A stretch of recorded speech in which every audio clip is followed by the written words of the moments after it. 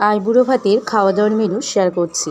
একেবারে লাস্টে খেতে বসে গেছিলাম, তো যে কারণে ভাত, ডাল, তার সঙ্গে বেগুনি, 5 রকম ভাজা আর লেবু আর হচ্ছে পেঁয়াজ আর শসা নিয়ে খেতে বসে গেছিলাম। তো ডাল দিয়ে ভাত মেখে খেতে কিন্তু দারুণ লাগছিল, কারণ ডালটা দারুণ হয়েছিল।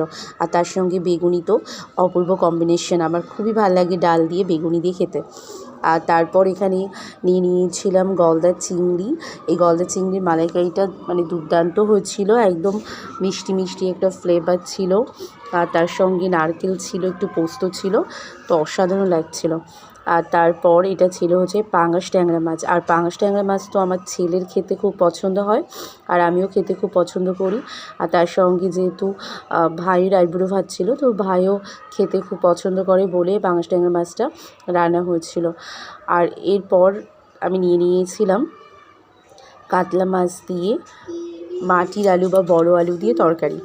এই ধরনের খাবার দাবারগুলো আমার ভাই রিকমেন্ডেড করেছিল যে এই ধরনের খাবার দাবারগুলো বানাতে।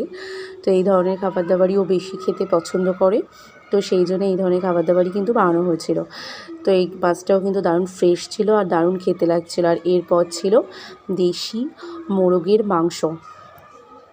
তো দেখো একদমই লাস্টেই ছিল, যে কারণে খুবই মানে মোটামুটি ছিল।